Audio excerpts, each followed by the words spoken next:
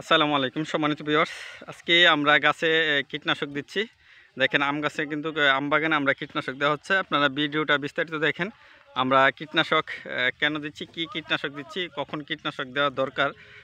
দেখেন আমাদের আমের সাইজটা কিন্তু এখন মোটামুটি ভালো একটা সাইজ হয়ে গেছে। হ্যাঁ, এখন কিন্তু গাছে পোকা পোকার আক্রমণ করবে বলতে আমের এই যে আমটা দেখছেন এটার মধ্যে কিন্তু পোকায় যখন ডিম পেড়ে দিবে তখন কিন্তু চামড়ার ভিতরে ডিমটা ঢুকে যাবে, তখন আমের ভিতরে কিন্তু পোকা হয়ে যাবে। এই মুহূর্তে কিন্তু আমে একটি কীটনাশক দেওয়া খুবই জরুরি। যারা আম বাগান আছে দেখেন আমরা হচ্ছে এই কীটনাশকটা দিচ্ছি হচ্ছে এই যে আমাদের কামিম ভাই কীটনাশক দিচ্ছে আম বাগানে।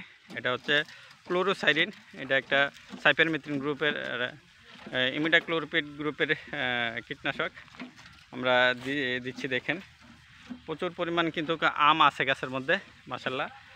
তারপরে কিন্তু বাম্পার ফলন বলা যায়। এখন এই বছর কিন্তু মোটামুটি আমের ভালো ফলন হয়েছে, চমৎকার ফলন।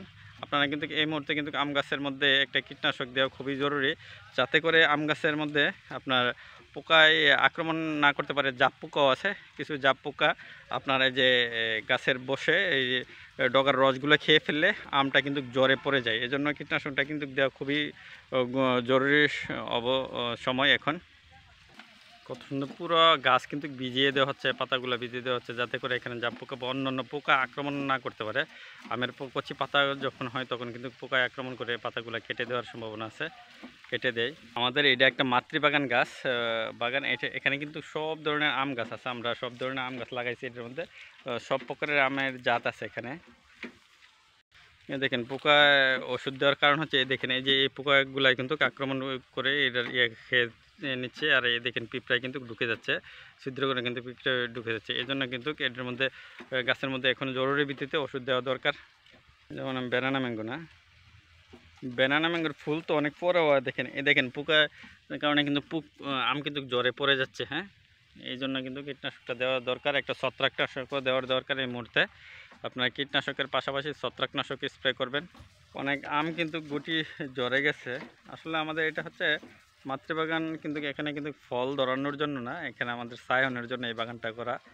এই গাছটাতে কিন্তু চমৎকার ফলন হচ্ছে। এই গাছটা হচ্ছে বাড়ি 4 গাছ, দেখেন চমৎকার ফলন। এই সাইজও কিন্তু ভালো। বাড়ি 4 আমটা কিন্তু খুবই সুন্দর হয় আর সুস্বাদু হয়। আর আপনার কীটনাশক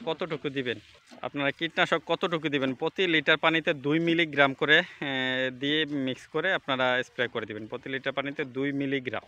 আর যদি ছত্রাকনাশক দেন প্রতি লিটার পানিতে 2 গ্রাম করে দিয়ে আপনারা ছত্রাকনাশক দিবেন। কীটনাশক কোনটা দিবেন, এটা ইমিডাক্লোরপিড গ্রুপের যে কোনো কীটনাশক দিতে পারেন। আমরা যেটা দিতে হচ্ছে ক্লোরোসাইরিন, এই কীটনাশকটা দিচ্ছি এখানে। আর ছত্রাকনাশক দিলে আপনারা দিবেন হচ্ছে ম্যানকো বা কার্বনডাজিম গ্রুপের ছত্রাকনাশক গ্রুপের ওষুধ পাবেন। নিয়ে আপনার যে কোনো কোম্পানির ওষুধ নিয়ে দেবেন, তবে স্কোয়ার কোম্পানির ওষুধটা দেওয়ার চেষ্টা করবেন। ভালো কোম্পানির, সিনজেন্টা কোম্পানির ভালো কোম্পানির ওষুধ দেওয়ার চেষ্টা করবেন। তাই আপনার আমগুলা টিকে যাবে, আমগুলা নষ্ট হবে না, পড়বে না। যদি দেখেন আপনার আম জ্বরে যায় তাহলে আপনারা প্রতি লিটার পানিতে 20 গ্রাম করে ইউরিয়া সার মিক্স করে কিন্তু আপনারা স্প্রে করে দিতে পারেন। আম জ্বরবে না, আমটা দ্রুত বড় হবে।